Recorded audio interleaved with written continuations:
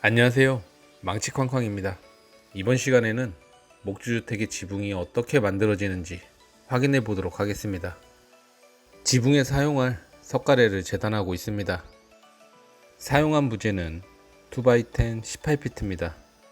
지붕 각도는 30도, 처마는 50cm. 지붕 모양이 단순하기 때문에 똑같은 길이의 석가래를 여러 개 재단을 합니다.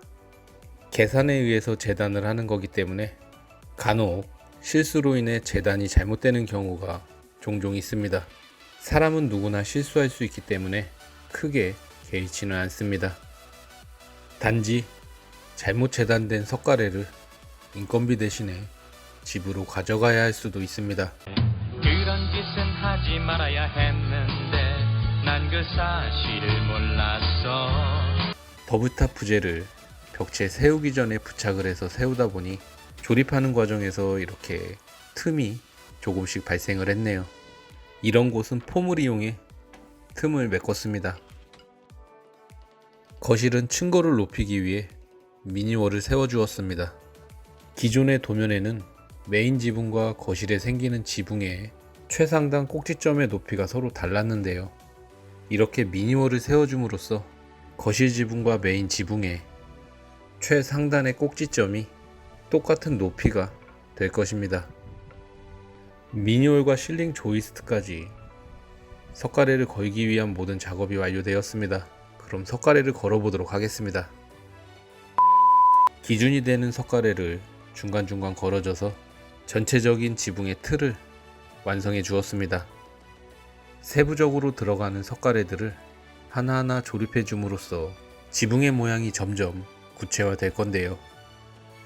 석가래를 조립하는 것도 중요하지만 밑에서 부재들을 날라주는 역할도 아주 중요합니다. 영상 속에서 부재들을 적재적소에 가져다준 윤목수님의 몸놀림을 보고 있자니 목수일을 할 게 아니라 택배 배달을 해야 하지 않나. 보통 석가래의 설치가 다 끝났는데요.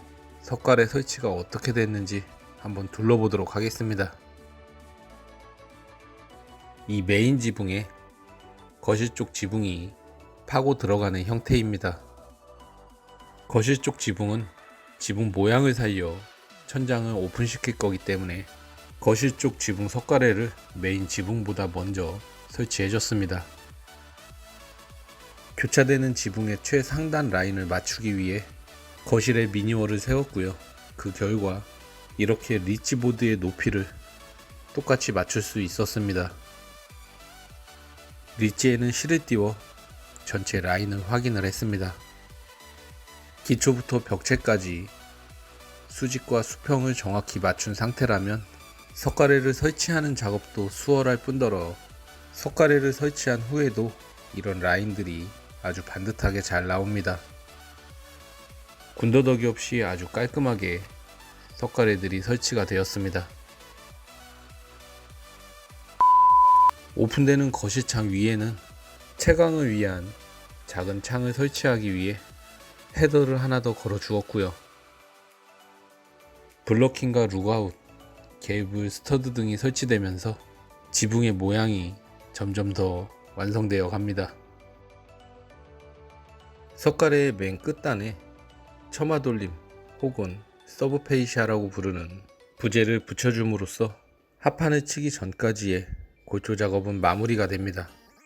아참, 한 군데 빠뜨린 곳이 있네요. 메인 지붕과 거실 지붕이 만나면서 만들어지는 벨리라는 부분입니다.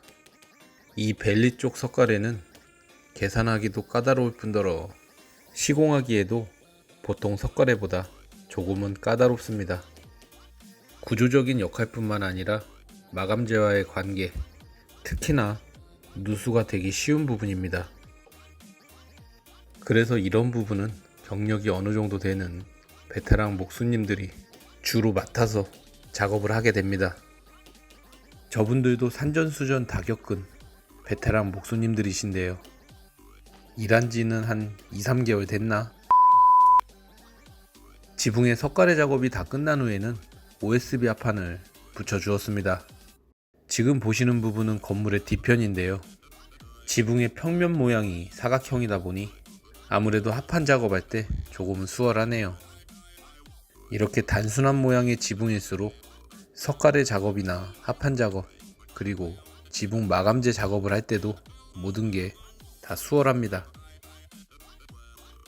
사각형 형태의 뒷지붕과는 달리 앞쪽 지붕은 벨리가 있기 때문에 합판을 삼각형 모양대로 재단을 해줘야 됩니다. 사각형 모양으로 생긴 지붕보다는 시간도 더 걸릴 뿐더러 자재가 파나는 부분도 많이 생기게 됩니다. 지붕 마감재를 시공할 때도 시간과 자재가 더 들어간다고 볼 수 있겠죠. 지붕의 최상단 4cm 정도 합판이 쳐지지 않은 곳은 공기의 순환 통로로서 일부러 합판을 치지 않았는데요. 지붕 마감재로 마무리가 된 후에도 공기의 순환 통로가 될 수 있도록 계속 유지시켜 주어야 합니다. 합판 작업이 끝난 후에는 지붕 방수 시트를 덮어 주었습니다. 이 방수 시트는 밑에서부터 위로 겹쳐지며 시공이 되는데요.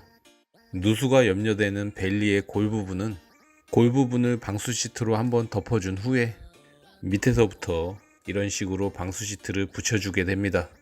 방수 시트의 설치가 끝났는데요. 지붕재를 시공하기 전까지는 이 방수 시트가 빗물로부터 건물을 보호해 줄 겁니다. 외벽에는 투습 방수지를 붙여 외벽에 침투하는 빗물을 막아주게 됩니다.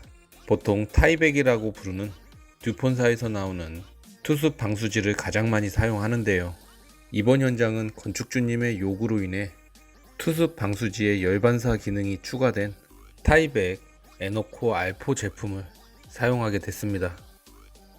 제품의 설명서를 보자면 복사열의 97%를 반사하며 우수한 열 저항성과 반영구적인 투습 방수성이 있다 보니 효율적인 경제성을 가진 가성비가 높은 제품이라고 설명되어 있습니다. 이 새끼가 이거 어디서 뺑기를 치고 지랄이야 이 새끼야! 좋은 얘기는 다 갖다 붙여놨네요. 좋은지 안 좋은지는 저도 처음 써보는 자재라 뭐라 말씀드리기가 조심스럽네요. 한 가지 확실하게 말씀드릴 수 있는 부분은 가격이 비싸다는 거. 일반적으로 많이 사용하는 타이백보다 가격이 3배 정도 비쌉니다. 그 돈이면 소고기가. 지붕에 방수 시트와 외벽에 투습 방수지를 붙여줌으로써 골조 공사가 마무리되었습니다. 잡았어? 자, 한다. 하나, 둘, 셋. 안전하게 골조 공사를 마무리해 주신 목수님들에게 감사하다는 말씀을 전해드리며 골조 공사 영상을 마치도록 하겠습니다.